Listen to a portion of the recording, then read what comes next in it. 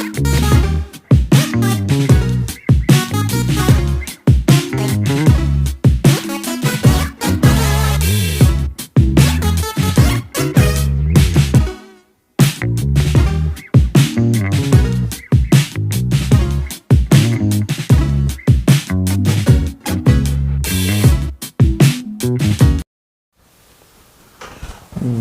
day, Ndimasiari. Welcome to the next episode of Tell Someone. You know what we do. We tell it better than the rest.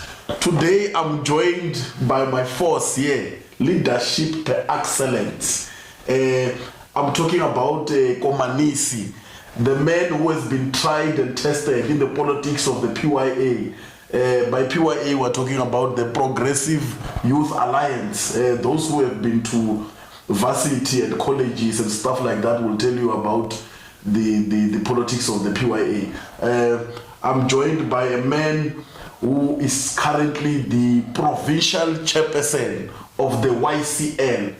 I'm talking about my brother here, Mr. Siyabonga Ramalwa.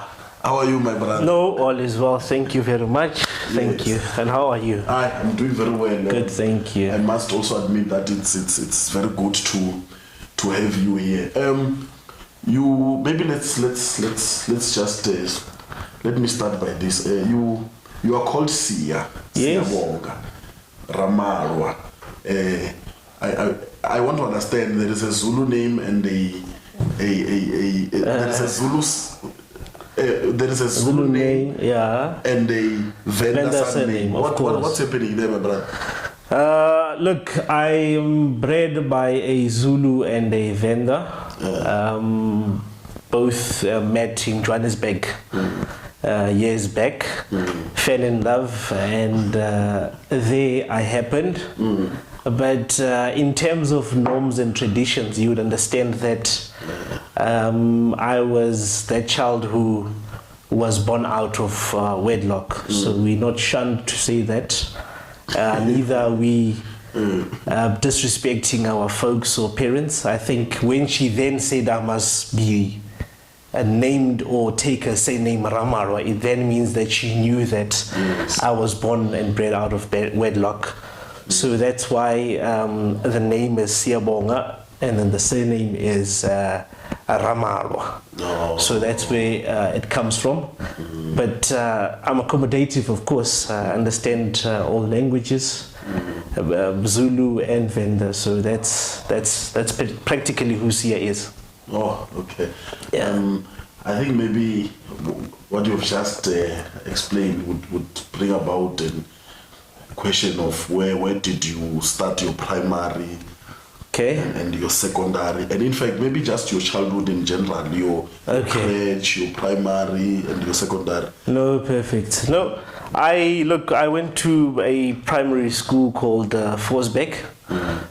Just forgetting the crèche, but it's been quite some time. The journey started at ABC Academy. It's where I started my grade 1. Then it was a private school somewhere in Brum.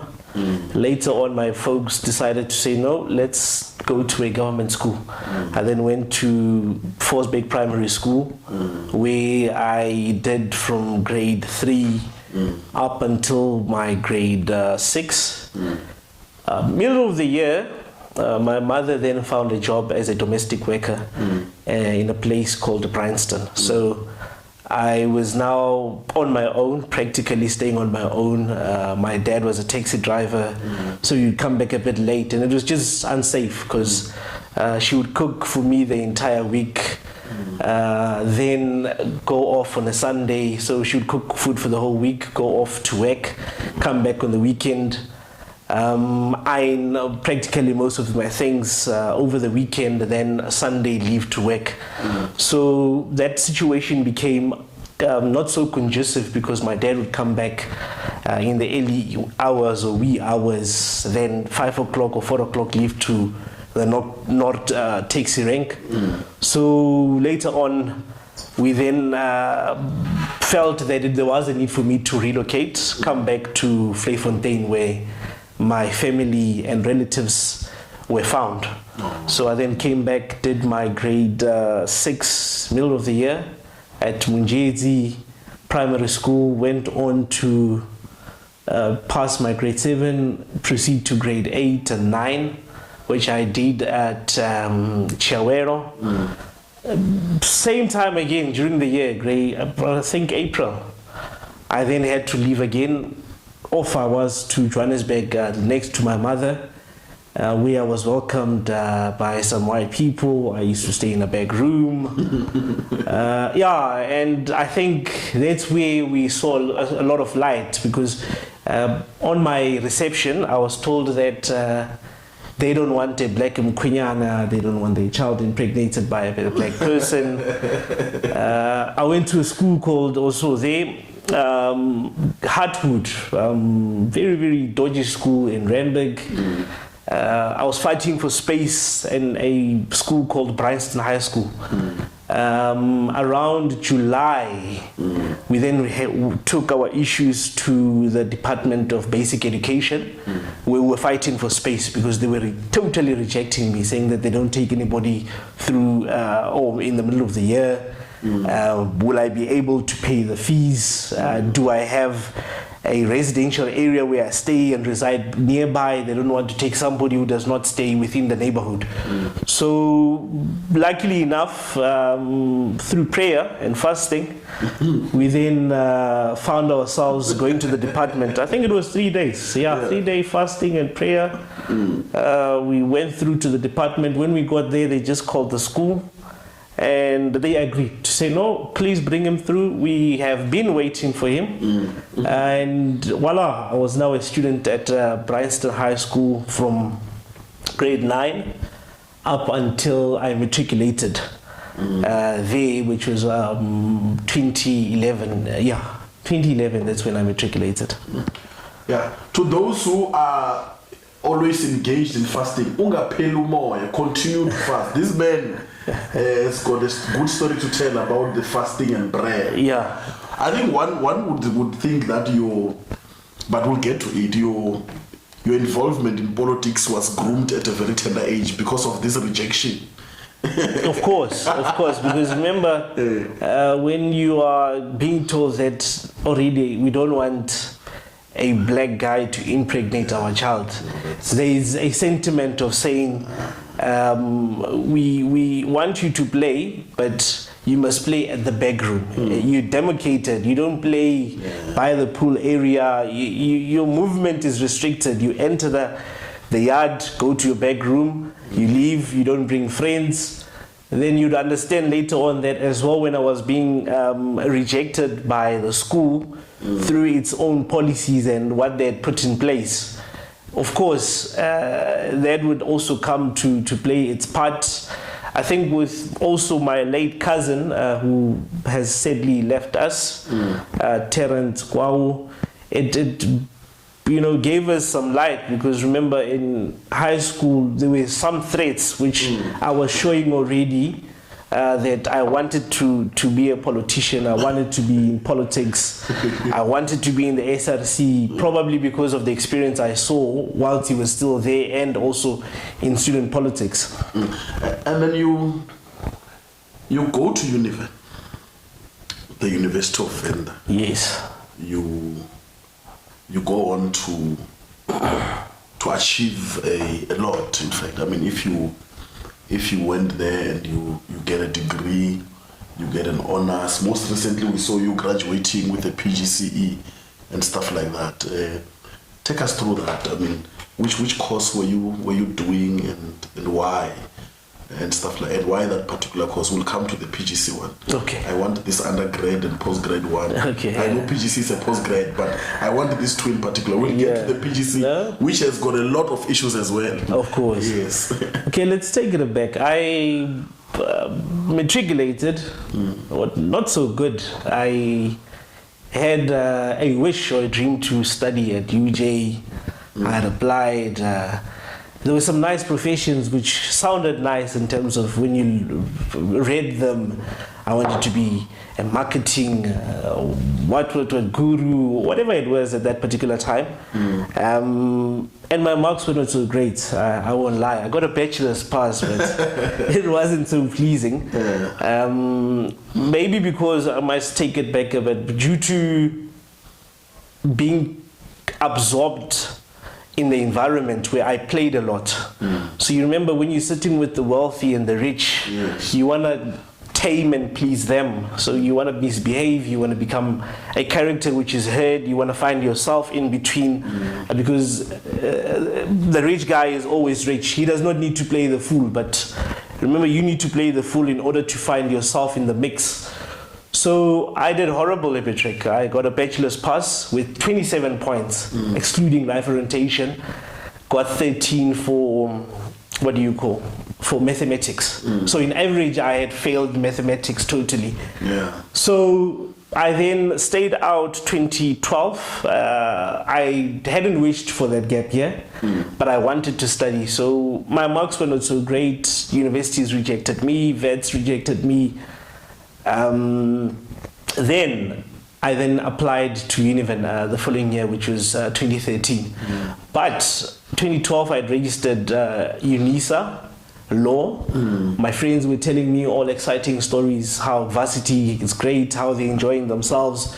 So with the stigma of me wanting to experience tertiary, I just wanted to go to university by hook or crook. I then came back, but in me coming back, my brother was there. So I alerted him and said, look, I'm looking for money. I'm owing UNISA 5,000 and so much. I want to pay off this debt. I want to see my results so that I can then proceed 2013 to my second semester. Then the man said, no, come back. We have money for you. We're going to assist you pay.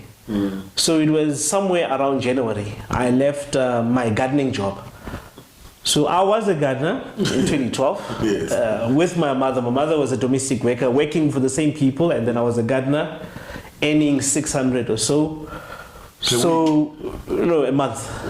Yeah. So that became a bit of a challenge, because now the depression and all the challenges, as I'm saying, that I wanted badly to be tertiary, all those things were piling up. Then I came back. This man said, no, Mina, I do not have money. I just wanted you to come back because I could see you are suffering in Johannesburg. So rather come back. Through the frustration, I got very angry. I said, no, man, you can't call me to come and linger around at home. So he said, no, Monday, let's go. I said, oh, where do we go? He said, no, let's go to TVETs. So we then went to Mashamba, FET. They said, no, this guy is good. He can't be here. He got a bachelor's pass. We need people who have diplomas and so forth.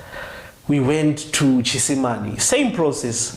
But you could get the feeling that Chisimani, your Mashamba, your Makwarela are your high school kind of setups and scenarios. You know, you've just left the high school, you are now going to another high school without uniform. So I then felt, then I said, no guys, I'll go on my own now. Let me go to Makwarela FET. I think there were some guys who I played with, Wayne and others, they were studying at Makwarela FET. I got off the bus, went to the college. Then I said, guys, I'm here to study. They said, no, your results. You must go to Univen, not here. You're not gonna fit in here. I also felt that they were correct in some way. I then went back to the institution, the University of Venda, from Makwarela, got off the bus, then walked to the university. In my walk to the university, I wasn't so sure if I was going to get admitted. I was just taking a chance.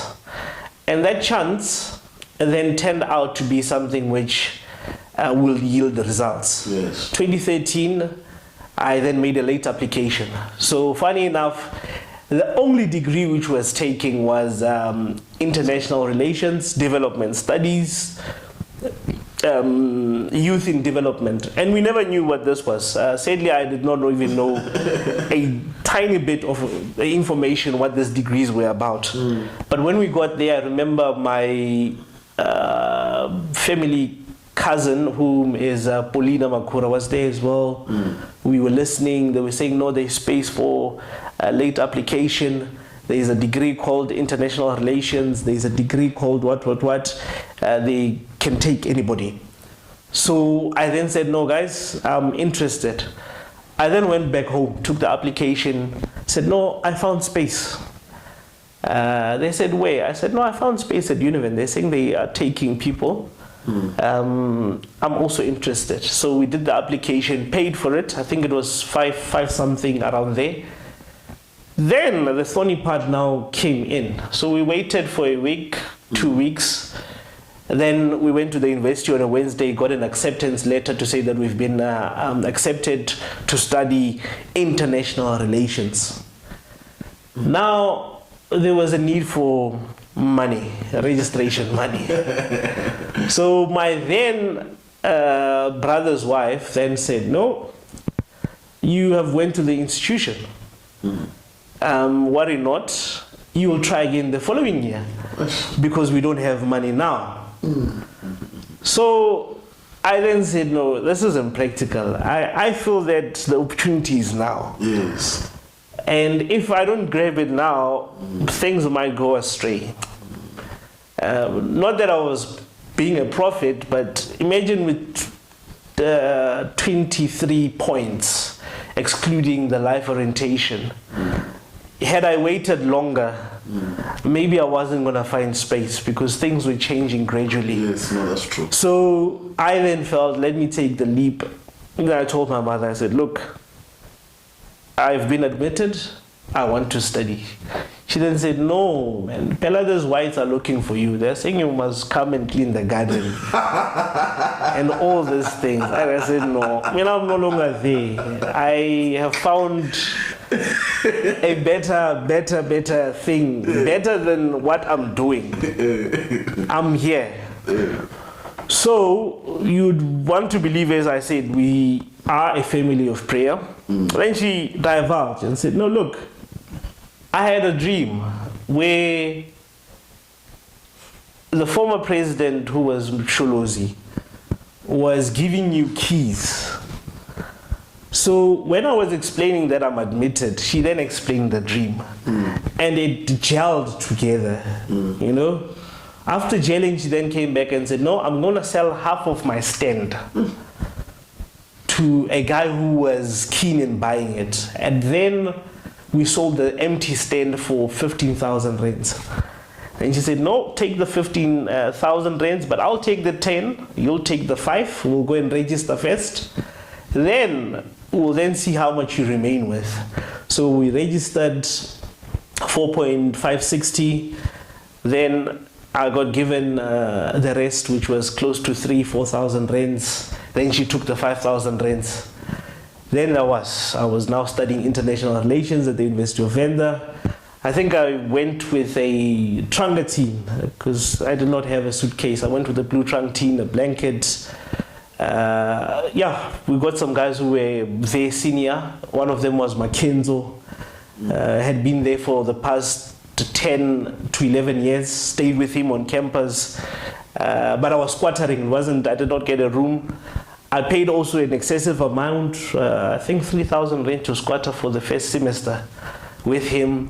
I literally paid for everything. He would queue for me on the NSFAS lines. I would have to pay for that. I would pay to go, literally everything I used to pay because I felt that I needed this opportunity badly. So that's where I did this qualification called International Relations. Graduated 2016, completed in 2016. It's a 3-year, but I finished in 4 years. I failed one module. Partly mainly because of politics. Yeah, so that's the one thing which happened. But other than that, that's it. And then you went to get your honors. Yeah, then I went to get my honors the following year. Yeah, I mean, I think also the issue of getting an honors is quite an achievement. But you know, one thing that I like is that your hunger, you know, and determination to be educated. It's a story that needs to be taken out there. I think this show really would speak to other kids who think that it's easy going there, but also those who have also given up as well. We see you graduating, I think a month back or two, with PGCE, you know, postgraduate. What is Postgraduate certificate in education. Oh, so why are you supplementing your studies or? Yeah, it should look like a supplement because remember, it's a 1-year program. It's unlike where I go for 4 years and become a teacher adamantly. But with the degree which I did, I had history, I had economics, I had history till 3rd year, then I had economics till my 2nd year. So basically, I just took that opportunity. Then they credited me for the 3rd year, which was up until 3rd year history, then 2nd year economics. And then they realized that, okay, fine, because we have these 2 teaching subjects, they must just credit me for that. Then add these other major teaching subjects like your HIV, like your EHV and other subjects which are critical into teaching. So, but the argument would then be, is it not cheating? Is it not finding your way easier than the other? I think that's a question which we're going to discuss, of course. Of course, because there are people who are very angry. Yeah. People who are in the stream of education, doing it from 1st year to the final year, who feel that this PGCE is a shortcut to taking their available jobs because you guys are not finding your feet in your international relations, in your BSc chemistry, BSc what and stuff like that. There is an unfolding discussion as we speak. I personally feel that if you look at the number of teachers whom we lost through COVID, yes, and how understaffed the department is. Back in the day, we would put it and say, when we first established, or when the country first established Funza Rushaka, there was a scarce skill and a shortage of teachers. So you knew that everybody who did or was funded by Funza Rushaka would become a teacher. Yes. They were taken there, they were placed automatically. They did not have to go and job hunt. But as time goes on, with society increasing and becoming even bigger, you then see a need of teachers.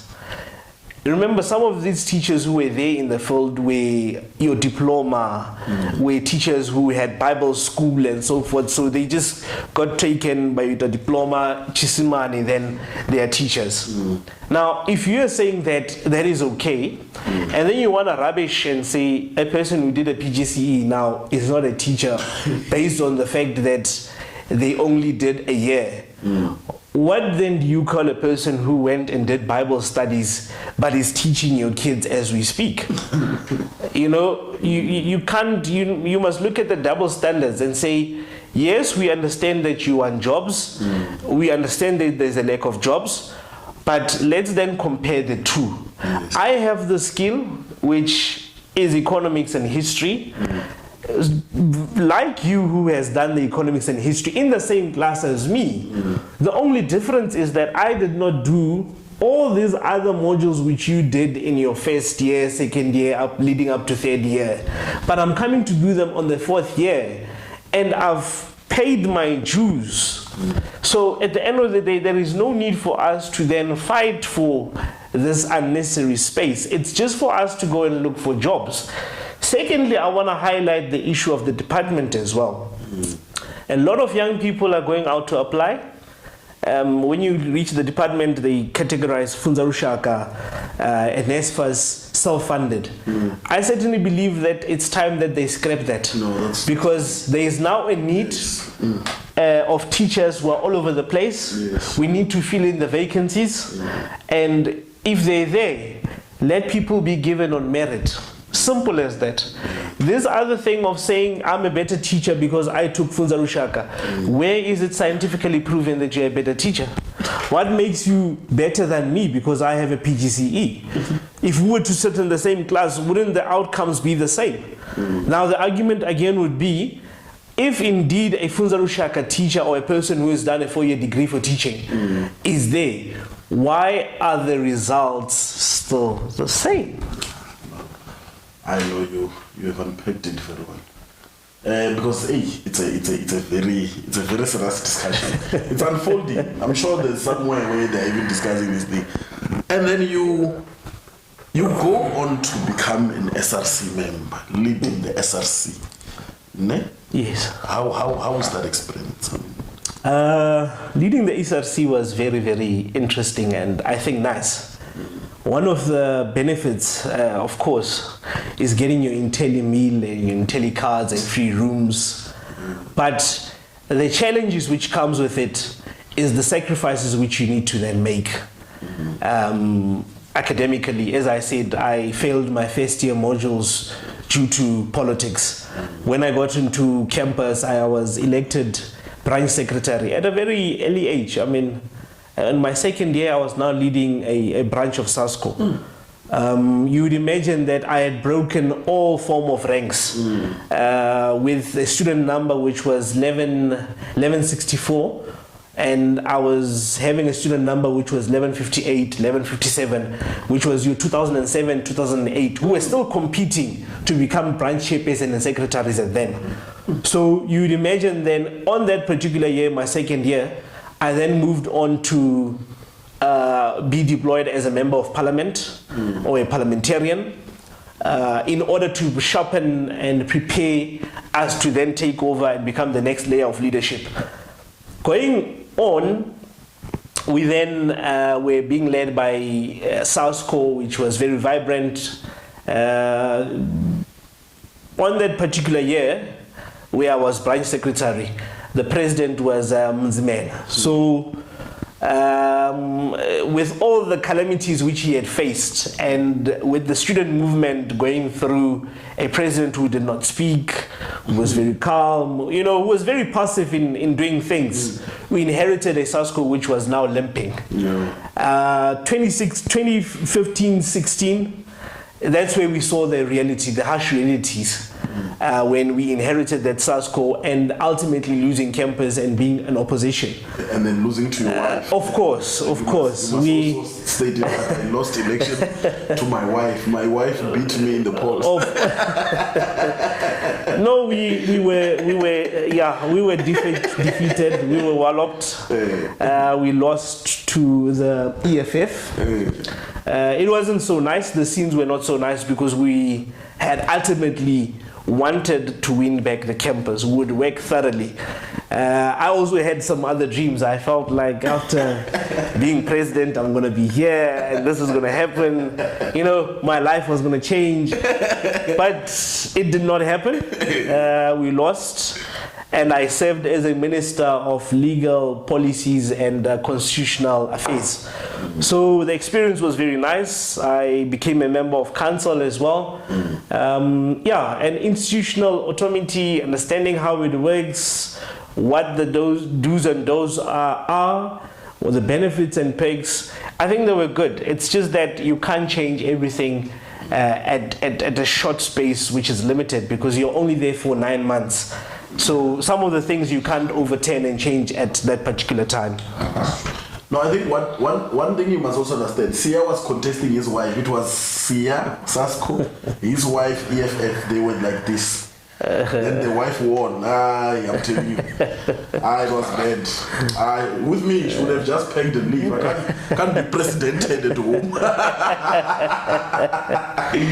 And then ever since I've known you, I know you speak Sasko, you speak the language of the ANC Youth League, and ever since I've known you, you've always been a person who embraces the politics of the YCL.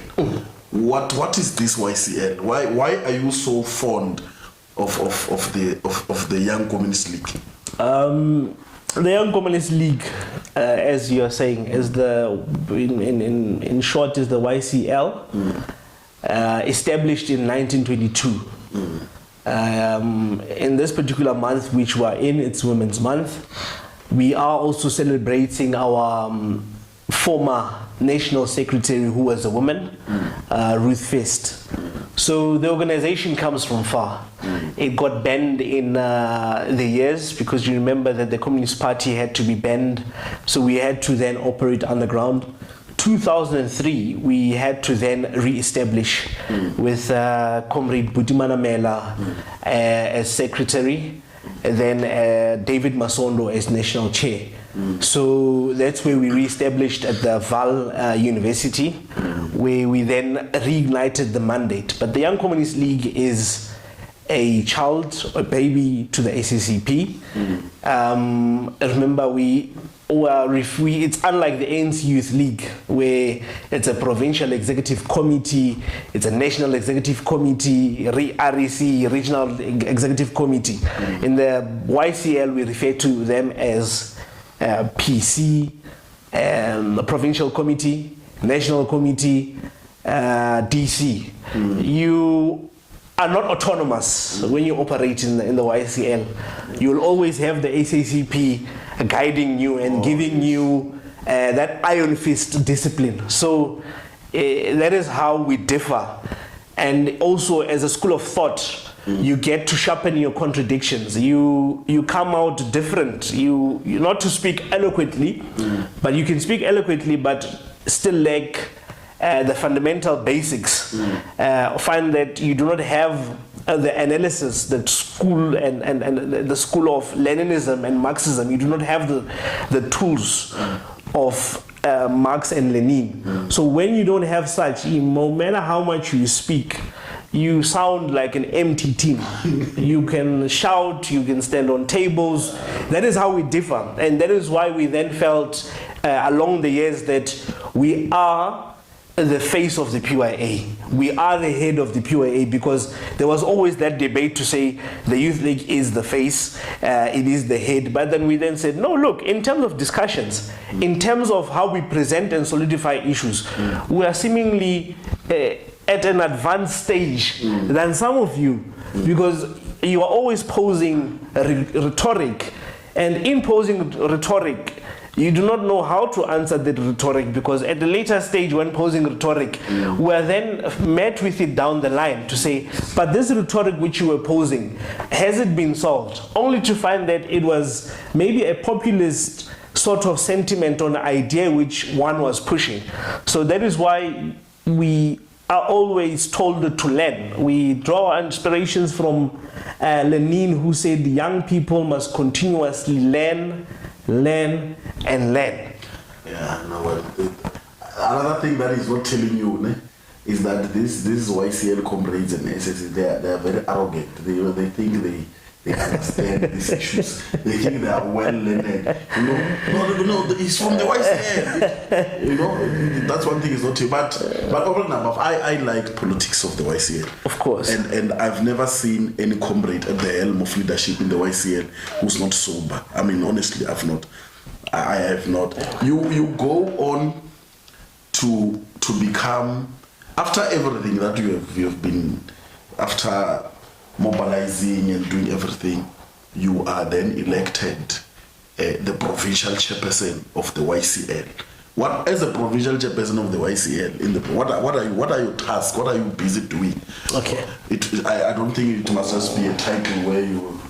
What are you doing? I just want to quickly remind you that all those who are today preaching that they are fighting for land and so forth, they draw all these things from the party, the ACCP and the YCL. When they sit where they sit today, your Floyd, they are former YCLers. They are from this school of thought. And they must also appreciate. Hence, we are not arrogant. So you can't then say YCLers are arrogant when you have your Floyd, who comes from this very same school of thought. It then means that he's more pompous than we are. But no, I can say it on record. If there is one comrade who's pompous, but his pomposity is justified because there is content. Of course. But then let's come back to the question. As a provincial chairperson, you remember we then need to break it down to everybody to understand how we work. We're unlike the ANC Youth League. As stated, we have a provincial secretary who is then the political head of the organization. He accounts to us as the provincial committee, and as the provincial chair, I get to chair all gatherings of the YCL, be it informal or formal gatherings.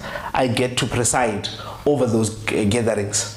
Now, as a chair and as a YCLer, we have a role to ensure that we mobilize all the young people in the workplace. Remember, we never had things like Kosatu young workers in the past, or Nenumsa young workers, Nehau young workers. It was the YCL. Now the YCL had to get all these young professionals and academics and so forth, mobilize them and rally them behind the SACP so that we can take their necessary skills and utilize them betterly. Probably if they felt that a meeting of the ANC was too rowdy, they would then come and have a space of us where we would then lecture and school one another. They would come with ideas and contribute effectively, whereas they felt that there was an organization where they loved, but they could not contribute because people were rowdy, people just wanted to get elected and leave. They did not want to discuss and draw up policies which were going to be put in place. So with the YCL, as a chair, you have a task of mobilizing young people and conscientizing them of a class struggle which we still have at this point of time. When we speak about the class struggle, we speak about the capitalist and the proletariat, and then you speak about the bourgeoisie who at that particular time is benefiting from the unequal relationship with the one who's producing or giving labor. So we then need to conscientize and speak to those particular classes and say, look, you might be defined as a missing middle to say that you've arrived, but you are no different to the one who's a peasant, because month end on the 15th or on the 25th, on the 31st, you are crying because the entire month you are loaning money to then survive, to get to work, to buy food. Then on the 25th, you then get to pay the very same people whom you're owing. Then the cycle remains the same. So we then had to now say, this YCL is a socialist movement which needs you to understand the social tools. We need to apply them in reality. So how best do you then ensure that society on its own is able to assist in terms of making an industrial facility? How do we ensure that the land and agrarian reform is better utilized? We have a challenge as we speak. We speak only to say, no, we want people at land dispossessed, land is taken from them. But in totality, what about the land which is taken in the mines? Because we don't speak about that land. Who then owns that particular land? Because we are speaking about the land to say Chakuma's land is being taken. We are speaking about land which maybe might be taken nearby around Vleefontein. But if that is the case, then who then owns the land in Gauteng where there is a mining area? Yes. So in particular, that is what the YCL is all about in essence.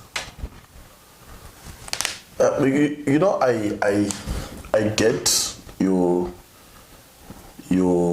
analysis, if not your articulation of what the YCL represents and stuff like that. But you know, my worry is that it is difficult for anyone at home, for our viewers at home, to detach the YCL from the ANC Youth League and stuff like that, because all of them meet at the same corner and make a pronouncement on on one giant that they serve, which is the African National Congress.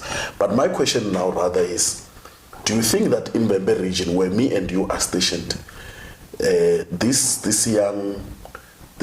YCL, the ANC Youth League, and then what SASCO, COSAS, do you think that all of them have the strategy to can combat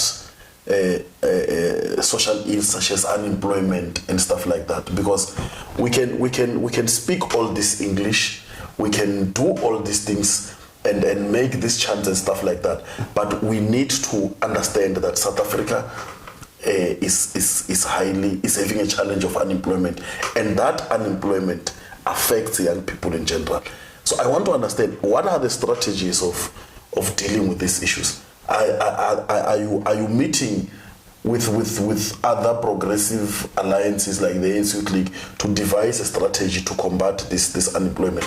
Because as we can talk all we want, we can have conferences and workshops, but there is always be that demon that needs to be solved, which is unemployment. No, I think we are on that path as young people of Mbembe, in particular. We are sitting at a point where we are correct. The biggest thorn or problem for all of us is unemployment, myself included, as an unemployed young person. And the funny part would then be, how do you inspire confidence and speak so confidently that there will be hope for other young people to be absorbed? Why aren't you then screaming and speaking that it should be about you, so that we then see that indeed there is a bright future, or there is a better life for all, as the slogan says? But you'd then understand that the country on its own is infiltrated by neoliberals. And some of these neoliberal policies are at play as we speak. We must be fair and frank with a weakened COSATU. Because remember, in as much as we speak as young people and so forth, these things are interlinked from the region, province, going to national. With the limping COSATU, it has seen how government was able to undermine, or how government has been able to undermine the workers and has been reluctant to create employment. Now, with that being said, and you look at the current economic conditions which we are faced with, it's very worrisome, of course. Yes. Government must come with a turnaround strategy to find ways to employ young people, either educated, either uneducated. But how we then find employment matters most. I'll give you an example. You have something called biblical studies at the University of Venda, where when our brothers and sisters are not finding space, all of them rush and do biblical studies. Now, how do you employ a person who's done biblical studies? Even if you wanted them to become an admin officer, it doesn't speak to one another. Now, I think that as a society and leaders and community builders, we have shied away from bringing about practical solutions, starting from the education that we give. Because if you are aware that Mbembe is an agricultural site, the land is, fertile, why not focus more on opening up agricultural schools? Ensuring that the skills which we need in Mbembe are aligned to what is being studied in our universities, also in high school and primary. No, that's true. Why is it that when there is a skill or a need for water, we have a challenge and crisis for water, we do not then say, okay, let's devise a plan to have maybe 30 or 40 persons whom we then take to institutions like your vets or wherever where they deal specifically with water.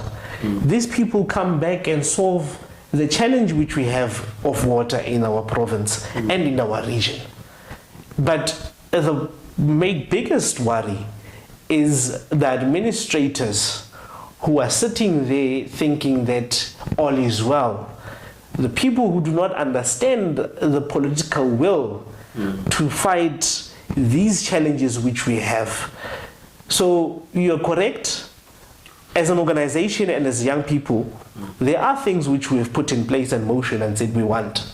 But they also needs to be pushed, not in essence of striking or marching, because you can march up until become blue or pink, but the status quo will remain if there is no political will amongst our leaders.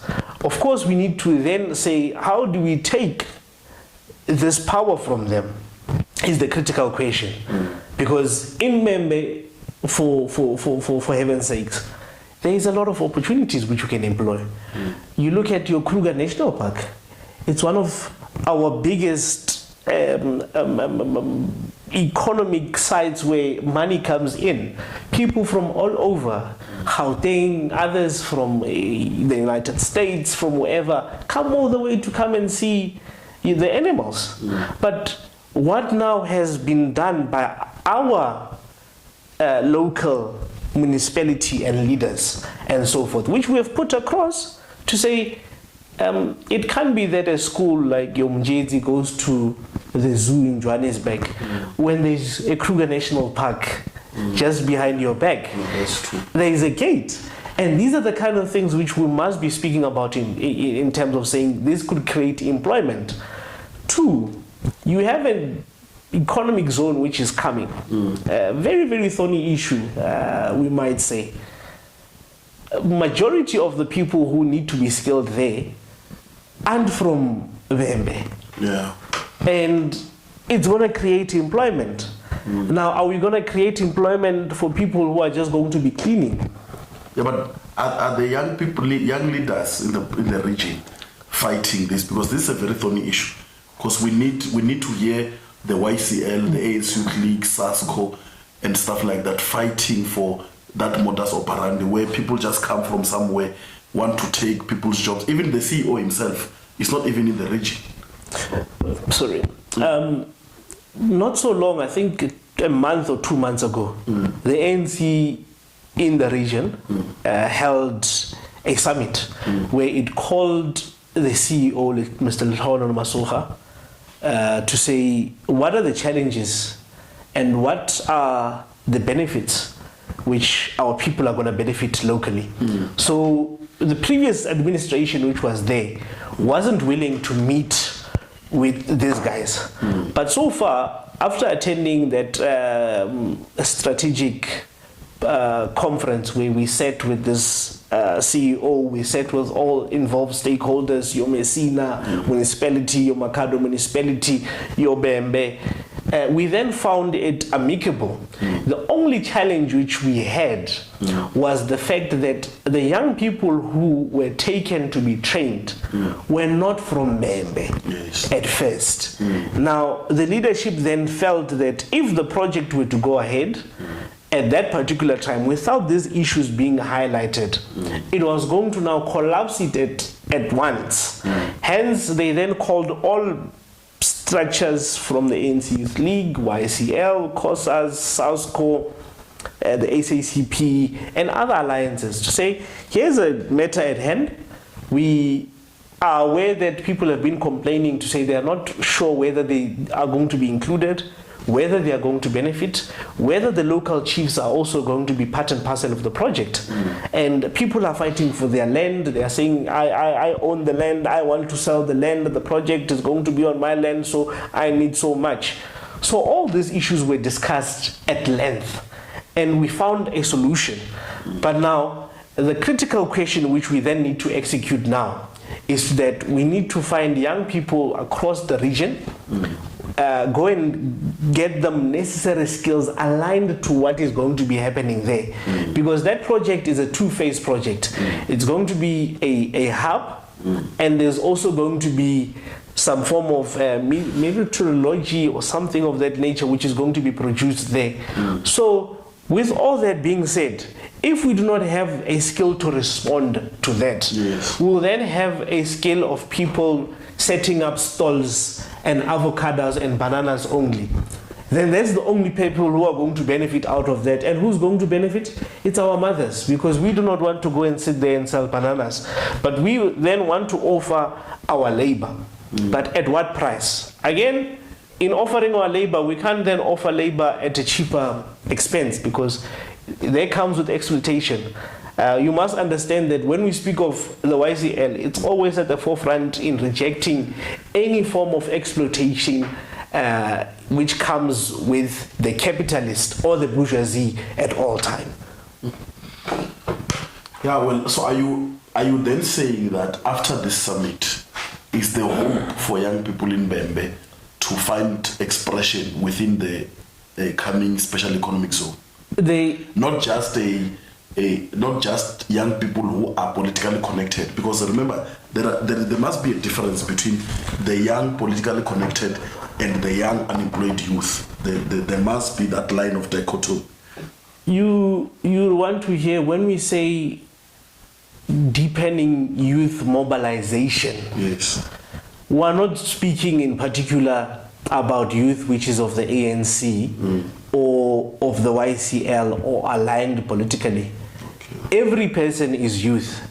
Now, deepening youth mobilization means that every sector, be it's a DA, it's the EFF, they have young people, they must be cornered and convinced by how we lead society.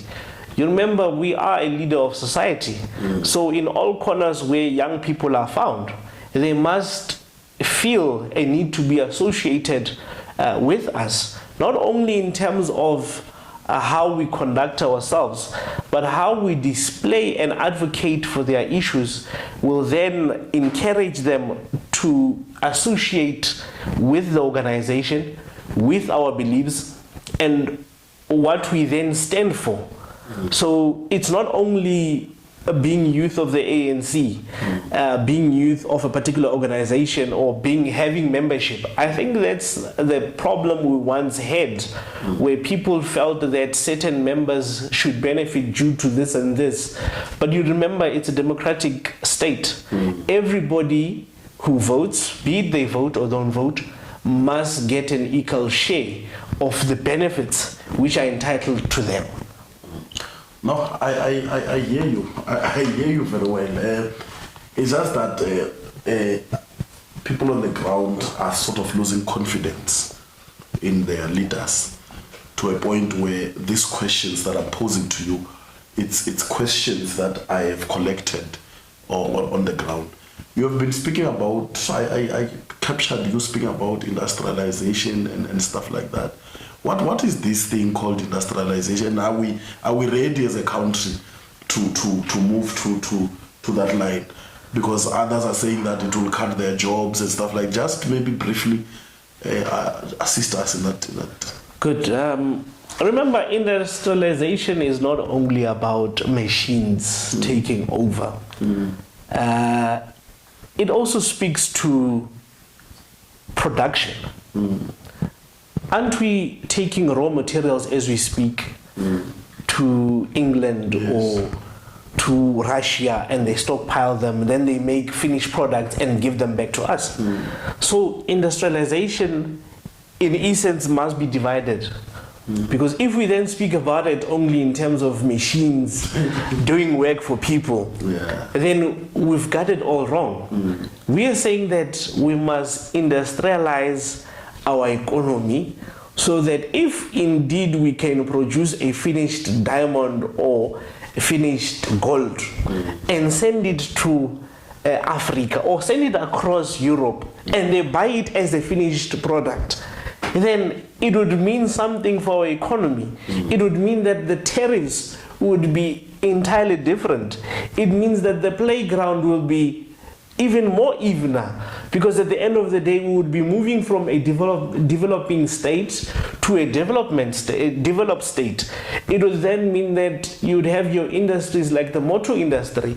You'd produce a finished product and car, assemble everything here without even having the guys in Germany saying that this is the car which we are making and assembling for you. You would find that at the end of the day, what we export to our neighboring countries, because we must position our state and country to a developed state. Because you remember, you have your Zimbabwe, you have your Lesotho, which purchases some of these cars from us. They purchase some of the food and things which we need to process within the country. So if you are an industrialized in the big industry, it makes it much easier. Now look at it in a sense where maybe your iPhone is produced in Asia or South Asia, and then it comes here as a finished product, it gets sold to you for 32,000 rands. You then question that if it comes and gets sold to you for 32,000 rands, what about if there was a factory which was manufacturing right here in our own country? What was the cost going to be? How many people were going to be employed? So the crisis with our nation is that we tend to consume more. We have artificial parasitic bourgeoisies and tenderpreneurs. Let me repeat, artificial parasitic bourgeoisies who are businessmen and women who only are accustomed to tenders, and they are fixed to tenders. They do not want to develop or produce anything.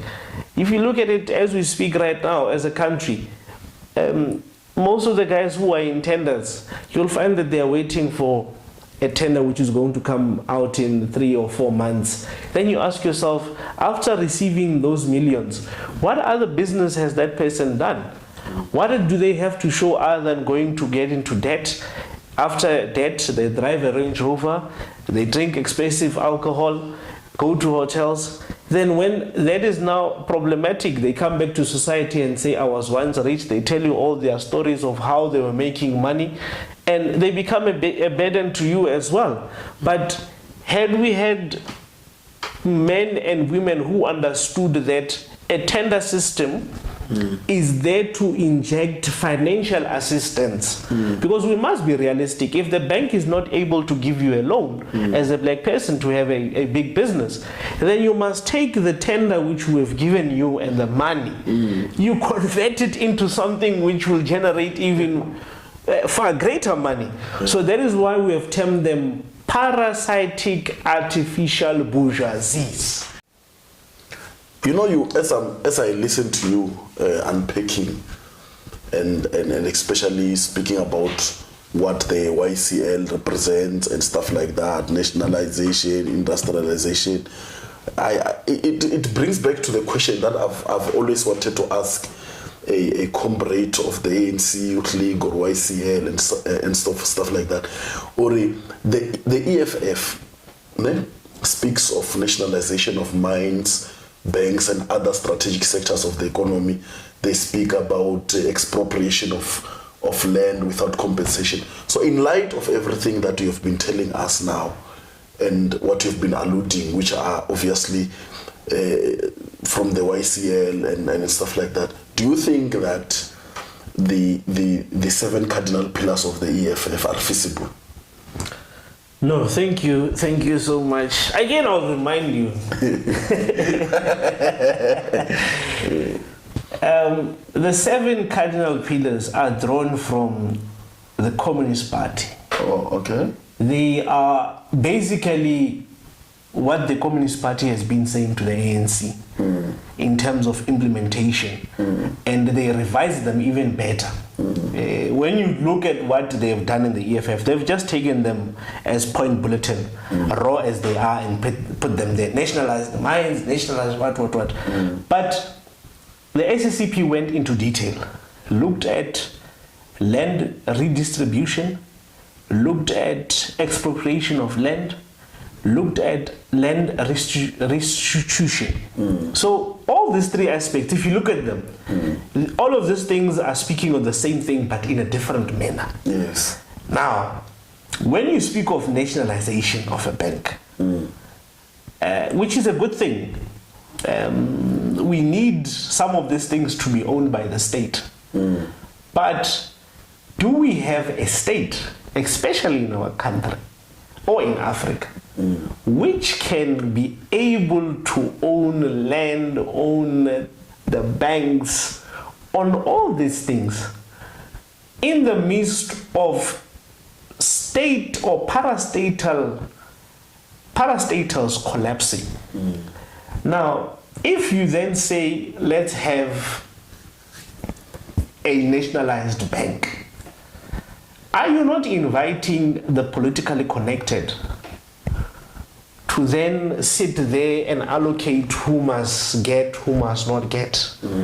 Because the material conditions must be, at that particular time, ready for a bank which is going to be owned by the state.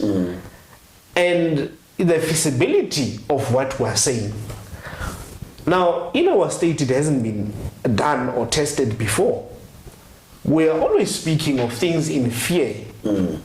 Now, I want to maybe bring another aspect. Do we own the land? Is the land, or is it not owned by the banks? And who are the banks? Because if the banks are owned by some white men and women abroad, then we do not own the land. And we must then look at who was dispossessed of the land before we start saying that we are claiming the land on that particular person. Because you might find that your parents were staying on the land, they were dispossessed, then a white man gets to stay there, or we find that there were 4 black families who stayed there, all of them were dispossessed, neither can claim that particular land and speak about it. Today, you have your Limpopo, which was claimed by a family, and if you look at the quality of bananas being produced there, it's very different from what was being done previously. Now, if we then give the politically connected, which we have done, we've given them land, that land is no longer producing. Some fertile land is now being used to hold political caucuses, and where people go and sit in weekends and drink expensive beverages for their own self-enrichment and entitlement. Now, if you are going to give somebody 500 hectares and say we are lending them as a state, if we are going to own the land as the state, how sure are we? Because you remember, if you are taking land which is producing food, take for instance, okay, let's bring it back again. You have your heneng nearby, producing your macadamia nuts, producing throughout the country and nationally. And then you have somebody who does not even have the resources. You claim that land, you take and give it to them, or you say, no, you are borrowing the land, people must become labor peasants, labor tenants to the land. After pumping in money, are you sure that that person is going to go and buy the equipment to go and lend the seedlings and all these things to then convert that into a commercial farm? If we go into the Department of Agriculture, how many people who are claiming land are interested in owning the land? Or they're interested in getting the money? So we're sitting with a ticking time bomb as a society. We want the land, but people are saying they want the money. Right here we had a Ben Laden, where there were animals, there were all sorts of things.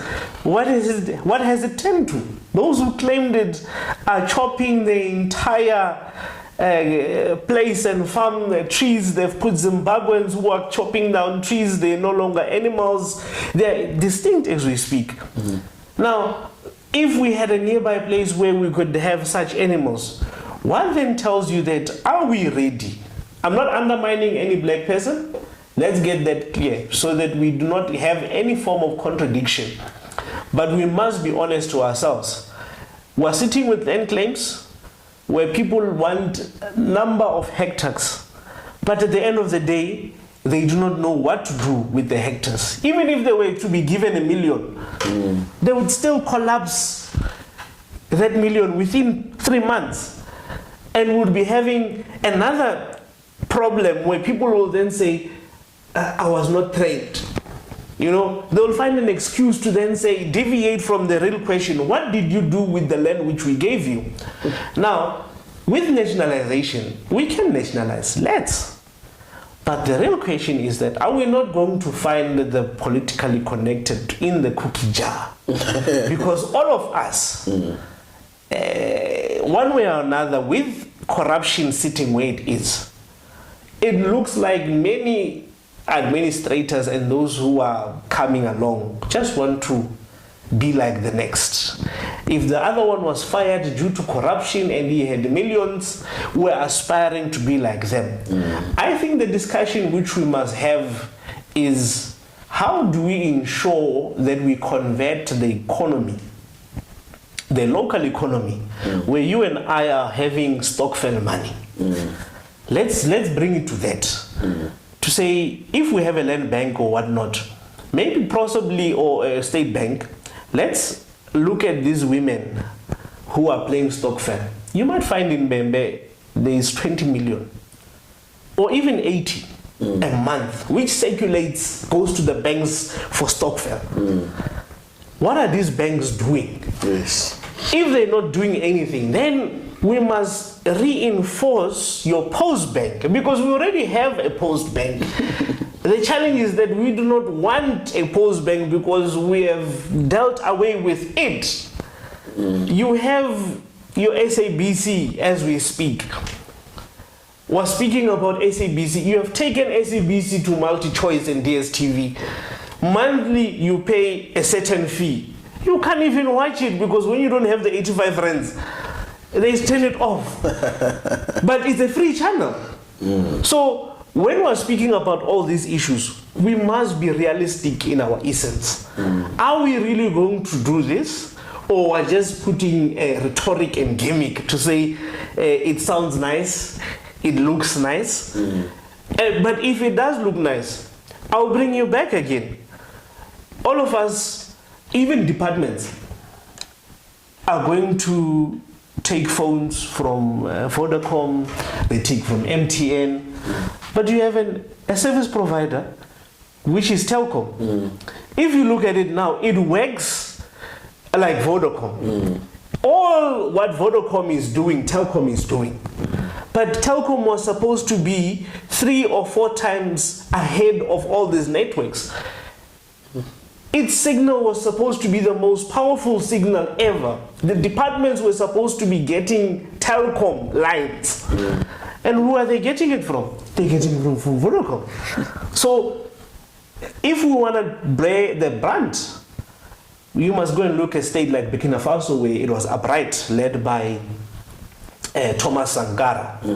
Of course, it worked for that particular 4 years. But were they then able to implement it after he has long left? It's been maybe for 30, 36, 40 years now since he has passed on. And he had something which was running. It was a socialist state in essence. But with the power of capitalism, it has since found itself very difficult to reinvent. And if you look at your Chinese, who are leading in terms of industrialization and nationalization of some of their assets, they have stricter, stringent policies, where if you put somebody and say he's going to be head of a certain department, they elect them based on merit. Now, when you have a state where you are elected based on merit, meritocracy, it makes it very simple. Because you get hired based on what you've done, where you have been, and what you can do. And there are consequences for the ills which you might do. So when we are about to speak about all these thorny issues, which we must implement, we're speaking about them, and we're not saying they must end in research. If it is implementable, your Hugo Chavez have done it in their socialist states. But in a country like ours, where the means of productions are still controlled by a selected few, you must remember that when we went into the sunset and the Condesa agreements, there were certain things and concessions which we as a society were never told about. We all saw the documents, the gloom and all, and the excitement of voting and, changing the status quo. But in all reality, as I've said, the banks are the owners of the land. The means of productions are owned by a selected few who do not want those means of productions to be taken away from them. Hence the implementation of your BEE. So if we have failed with BEE, how disastrous is it going to be when we haven't thoroughly prepared to nationalize, to take land without compensation? Because you must not sit in a ticking time bomb and become disastrous. We have seen how welcoming our country is. But how many South Africans have run away to Zimbabwe? That should be the question. How many have run away to Congo or Nigeria? That's another question. Because if they haven't, then we must come with reforms which are manageable. As we say, socialism is a transition into a communist state. But before we even get there, we must have laid and prepared proper facilities which are going to take us to what we speak about, which is a socialist state where everybody lives in a classless society. The chairperson of the YCL in Limpopo is on fire, comrades. No. You still want to add? I don't want to edit. No, I think that we have spoken. We would hopefully have another session which would look at other aspects of our society, country, and other burning issues which are there. And we see how best we come with solutions. But of course, not rhetoric. We do not encourage any form of rhetoric in our discussions. We must come with discussions which at the end of the day will be implementable, with the viewership also taking them and even expanding in the ideas which we're elaborating on here. So we might find that we have spoken, but we've triggered another angle from some of our viewers at home. So I think let's keep it at then. We thank you so much, as well as the Young Communist League of South Africa, for inviting us and giving us a platform. Yeah, but with everything that has been said, we are inviting you to our round table. You have opened up a number of discussions here. You've alerted us to a number of things and stuff like that. So we're going to have a round table where we feel that a number of issues will be outlined. Tellsomeone will host it. We are not taking no as an answer. You must be part and parcel of the round table. I don't even want to answer on that. You are coming. Ladies and gentlemen, and our viewers at home, do not forget to subscribe.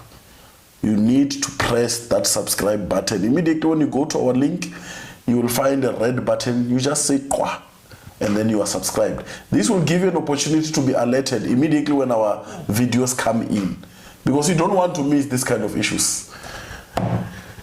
Mr. Sia, I want to personally thank you for being with us. I think the YCL is very lucky to have you steering the ship. The YCL is one organization that embraces content. I don't think that you were elected by mistake there. Your content was thoroughly scrutinized, and I would have wanted you to be the provincial secretary of YCL, preparing you to become the general secretary of the YCL. But no, it will play out. No, I think we are grateful for the opportunity. Thank you so much for hosting us and having us. Of course, with the little responsibility that we have, we must continue to make an impact throughout society.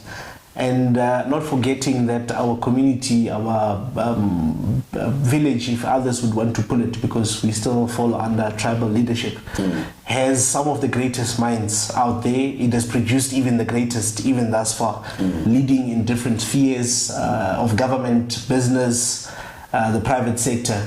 So we draw inspiration from them, and we continue and would love to lift the flag high. And again, we would want to congratulate our under 14 girls who've done tremendously well, won that cup. We hope that they will receive sponsorship. We hope that they will take our community to greater heights and the school. So thank you so much. I think we must also have the coach here. Yeah, Penny must come to the show. Yeah. We need to have Penny. You can't achieve, and it's Women's Month. Okay. We must have it. Ladies and gentlemen, my name is Ramagoma Rendani, aka the SG. Subscribe.